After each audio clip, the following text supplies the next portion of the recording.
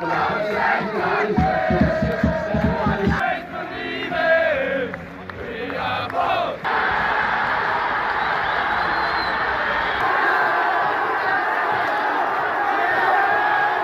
welcome back to Irish Footy Vlogs. So today myself and Keane are putting Dundalk under the microscope. It's been a mental last, I'd say, month or so, hasn't it, Keane, for Dundalk? Everything seems to have spiralled out of control for the club. They've had no wins since restart. Vinnie Perks has been sacked.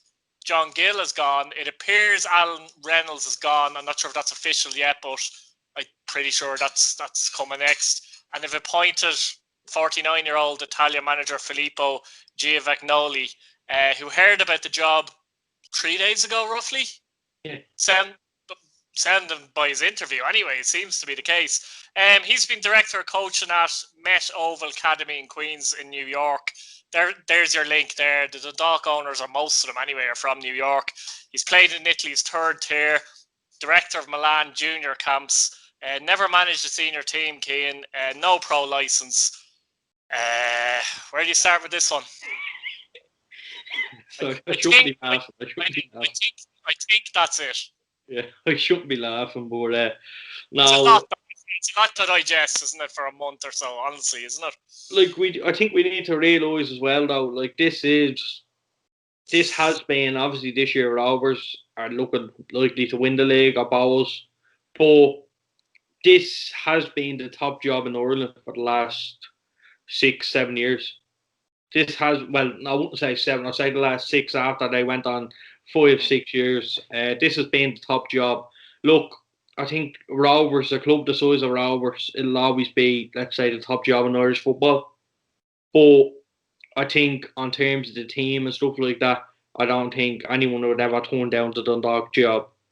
So considering what happened there in the last month or so is worrying. Even though, like, we knew something was up, but we didn't know what was up. But since Vinny left, it's like the wheels have literally just fell off completely. Like, to think this is probably going on now, I believe, a couple of months or so. And just to think, it just shows you how well of a job Vinny has done to keep Dundalk where they are in the league, like, and keep them challenging. I know they're at the falling off and stuff like that, but like, he kept a lid on a lot of stuff that was going on at the club, and since he's left, I think it's just gone it's gone crazy, to be honest. And one of the other things I didn't actually mention there, Alan Reynolds actually said he didn't want the job. Whether he was actually offered it or not, he clearly came out and stated, look, he basically said I wouldn't touch it, didn't he? That's not a job we want, yeah. Let's be honest, that's what he actually meant.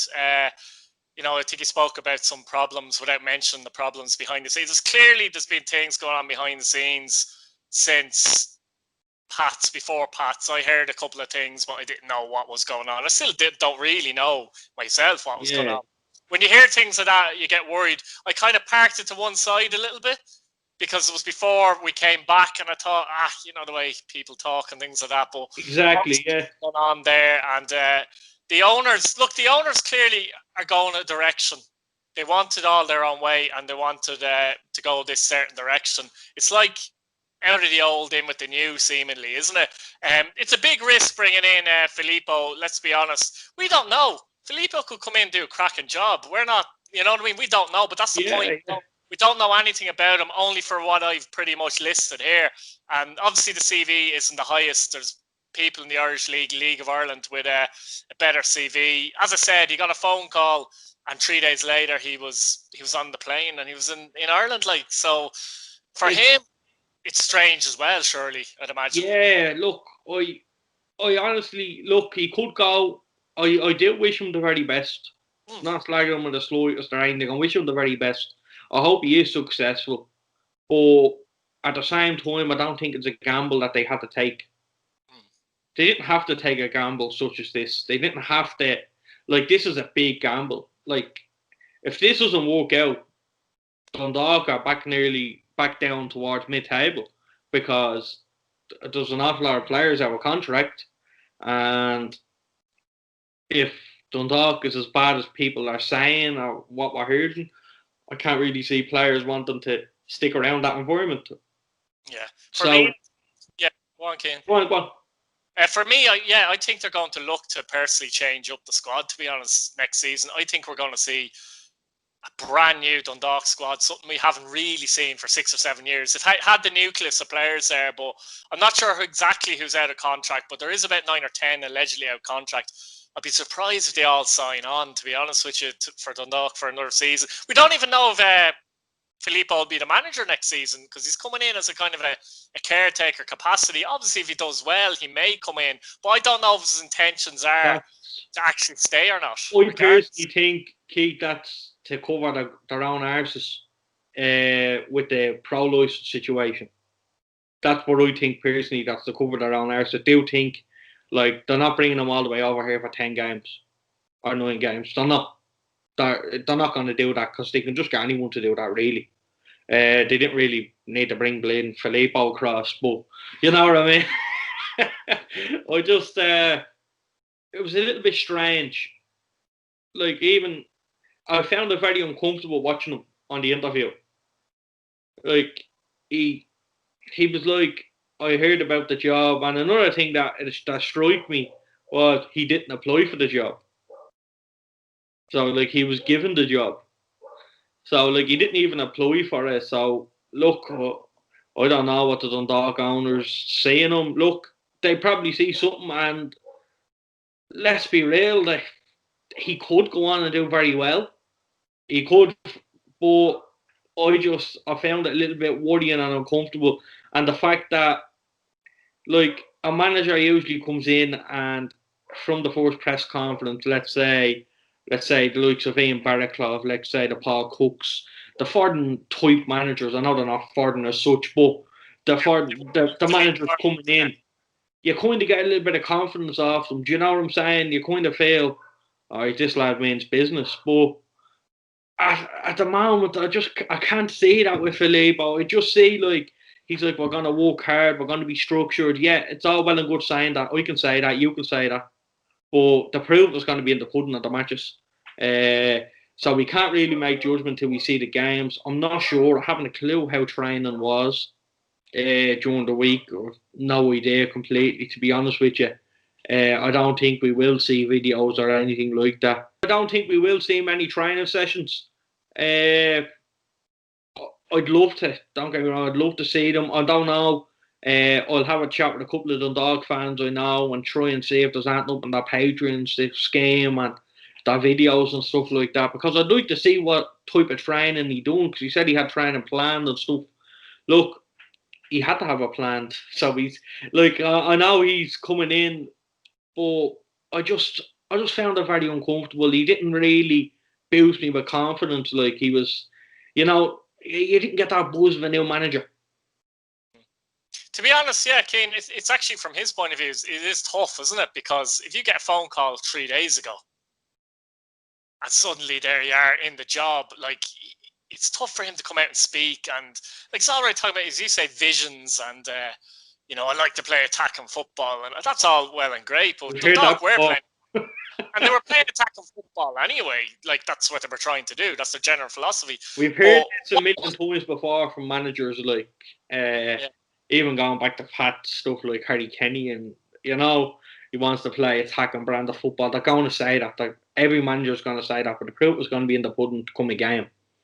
I worry for them on Sunday. Now, they're playing Cove on Sunday. This is the biggest game of the season. Like, they literally only have the cup to play for, really, and Europe to get. Like, they need to stay in the cup. If they go out of the cup now, what a disaster. From Dundalk's point of view, they're going back to the owners there quickly. Like, did they have an actual plan here? Like, did they identify? You wonder, like, when did they identify even Giovanni to come in? Like, just like, what's the plan? Are they going for a far out manager for the sake of going out, for a far out cosmopolitan, let's say, manager because he's Italian, etc., etc.? What's the plan here? Like, it does seem like they're kind of thinking. I think this is what they're thinking. Whether they're right or wrong is immaterial, but I think they're thinking they need new ideas. They need some cosmopolitan European kind of ideas. This is what they're thinking in their brains. Get rid of the old. We're sick of the way, maybe the Irish look to play football, etc., etc. That's what they're trying to do, but are they going the right way about it, and are they getting the right man? That's the thing. Like they're trying to, for me, they're just trying to completely change the club in a blink of an eye. Yeah, look, I said to you, we spoke about it Monday. I think recruitment is your most important thing in the game. I think it's nearly better than tactics. It's better than what you have. Your recruitment is vital. And I think that's the most important thing for me as a coach. Even recruitment is the most important thing to me personally. And I think the club should be looking to recruit someone. I thought, let's say, the likes of Keith Long, stuff like that, would be a man for the job. But at the same time, I'm looking at it. Keith is a hard working man. He doesn't stand for any messing. And I don't know whether they like. I don't want to make it sound bad, but I don't know if Giovanni is it like it's Giovanni, isn't it? Filippo Giovanni. We'll get there in the end. But we go with Filippo. I don't think Philippe. I think they might kind of see him as an easy target. Whereas, like, he hasn't got much experience. He's still raw in this game. And maybe that could be a way that they could, let's say, influence first team decisions and stuff like that. So basically, Keane, what you're trying to say is it's possible they're looking for a yes man. I think so, yeah. Without sounding too bad or without being disrespectful to Filippo or anything. The way they dealt with the Vinnie Perth thing, etc., it would appear that was the case. Like, it's worrying at Dundalk at the minute. My other issue is, my other worry, you might pick up this point as well, is that they might start to bring in players outside of the League of Ireland, but not only outside the League of Ireland, outside of, say, England, Britain, and go for players from Europe, as in abroad, Italy, Spain, whatever it is. And nothing against players like that coming in, nothing at all, but it's a big, big risk bringing players, particularly like that, into this league. They've already kind of done that to a degree. Yeah, look, we haven't seen this probably since, I know Sligo have had a couple, but I'd say Rovers were the last time, let's say, pay big bucks for players, like, let's say, the likes of your man Patterson. Do you remember him? Rowan Ricketts and these type of players, like, these weren't coming cheap.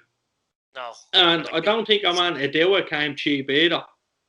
Or Kolovich. Kolovich just looks sharp, I'll give them that. But again, you wouldn't have come cheap. And Joshua Gatt is another one, isn't it? And there's a few others like that. Like, yeah, it's great if it boosts the league. It's great for stuff like that. But I still think they take time to settle in. And like we spoke about, this league is right here, right now type league. You need to be on your game from the first whistle, basically, in the season to the very end. But it's a gamble I just don't think they didn't take, you know? Or they shouldn't have taken. Like, I don't think they were in a position. It's not like, well, it probably was, considering if other managers were talking to the likes of Vinny and stuff like that. It's probably a gamble that they probably could have avoided by appointing, let's say, a well-known, let's say, Irish manager that knows that you know what you're going to get. Like, this could go really, really well. And the owners to be hailed as heroes, like. But at the same time, he hasn't filled me with confidence. Now, I think Del Piero was down a medical as we speak at Dundalk. I think he need a couple now of high-profile players. Like, that was messing, but I think we need to even instill a little bit of confidence in them. Even if they're Irish high-profile players, I think he needs one or two to even get their backing early on. I think whether he's going to get that, I don't think so. I think they have a settled squad. Look, I think Dundalk squad, I know really are in the league. I still think they're on par with Shamrock Rovers in terms of quality, if not better than Shamrock Rovers. Absolutely. I think Chris Shields, Paddy McElhenney, Michael Duffy, Paddy Hoban, when they're all on that game, Andy Boyle, Sean Gannon, like, you can Gary Rogers, you can go on and on. Like, I think that's point I'll pick up there, Keane, because you do wonder though, what are the players thinking generally over the last few months? There's bound to be a number of players in the squad thinking, what the hell is going on here? Some players might be happy with it, you don't know, but there's going to be a divided dressing room in my view over this. There just has to be. Not necessarily with each other, but with different varying opinions on what's going on at the club. Do you understand what I mean? Look, it's when a manager gets sacked now, like that Dundalk group is a great group. They're a great group of players. Every single one of them players would have sat in that dressing room and looked at themselves when Vinny got the bullet. There's not one person in that dressing room that would have been saying, geez, that's great. There's not. I think like a lot of people had a lot of respect for Vinny and Dundalk.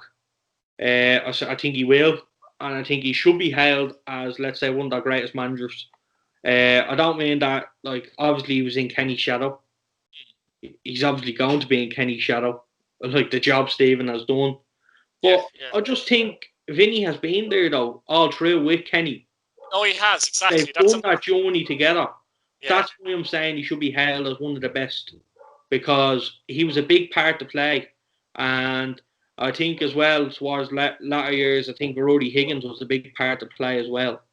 And, you know, you're losing bodies like that. You're losing good people in and around the league.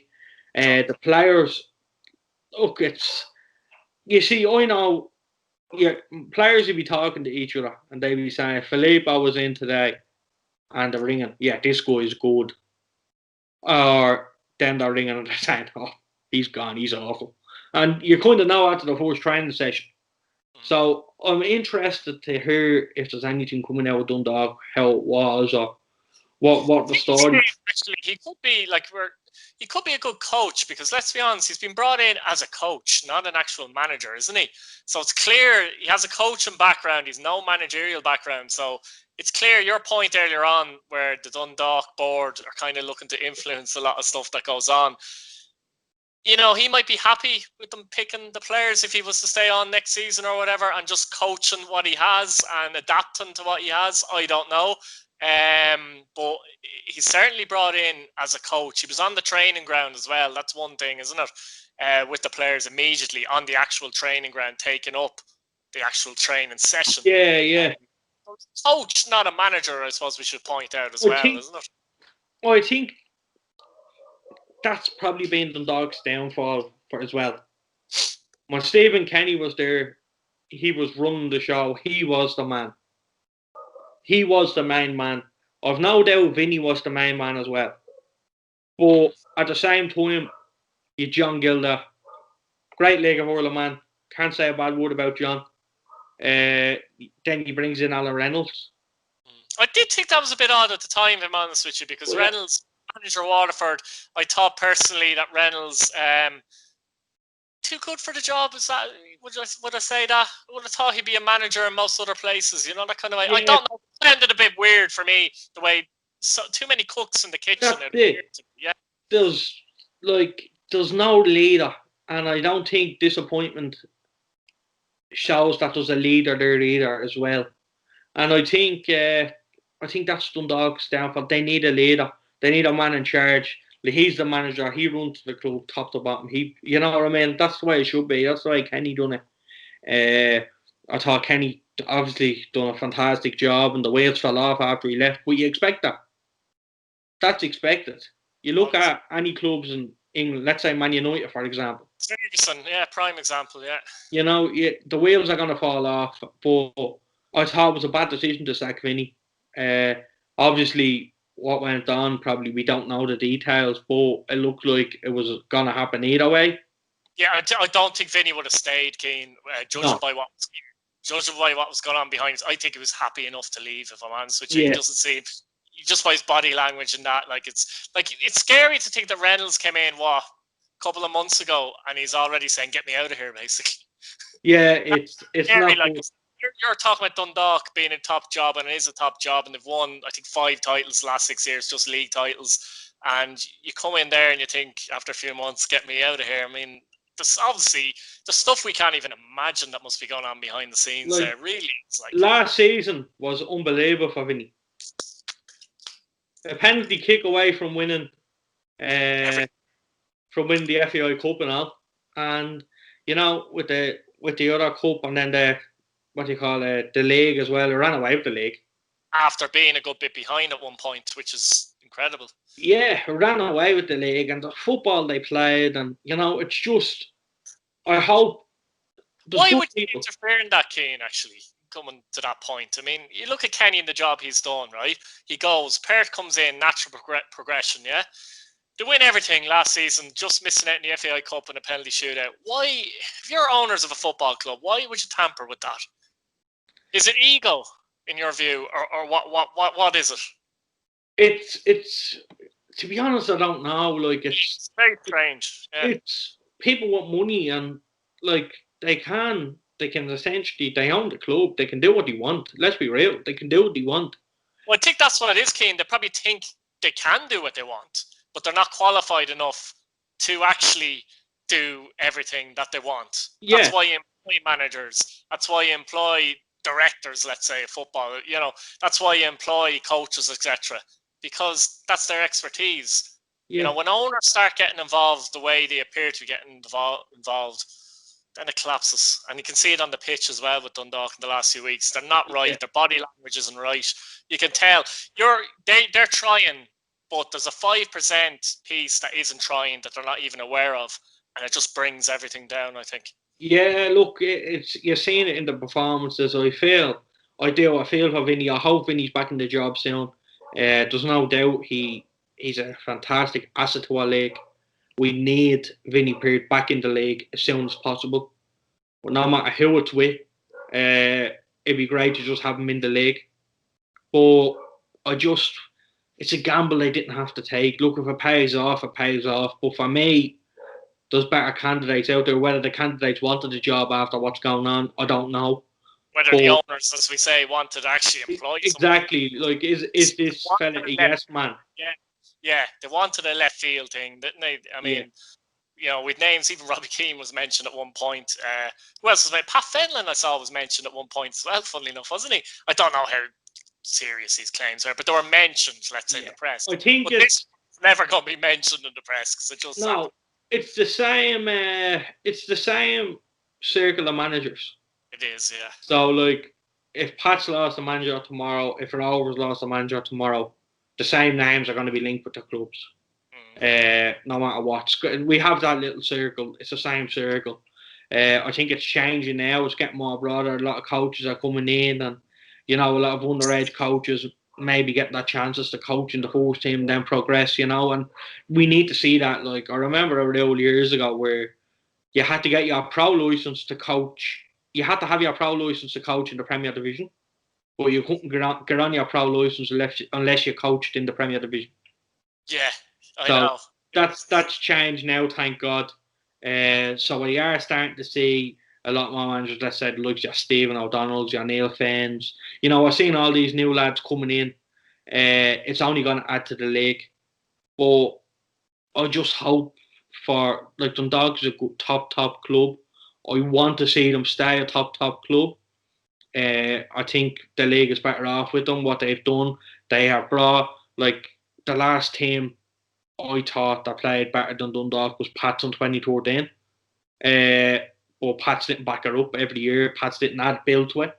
Dundalk ran the show in 2014, and ever since, I know Cork won the double.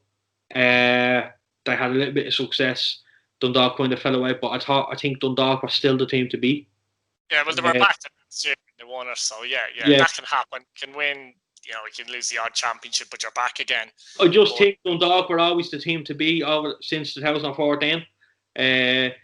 They came very close in 2013, but since that, I'd love to see them stay there because, you know, there's good people in Dundalk. The work that's being done, it's great to see the people involved. Let's say the likes of Taffs and stuff like that, who were there in 2012. Seeing all them the success and stuff like that. There's great people, some great loyal fans, and I just, for the sake of the league, I hope this works out. Yeah, it's definitely going to be interesting times ahead, that's for sure. All right, guys, thanks very much. Subscribe, click your bell notification button, and leave your comments down. What do you think about this merry-go-round at Dundalk? Very much, Cian. No bother. Thank you.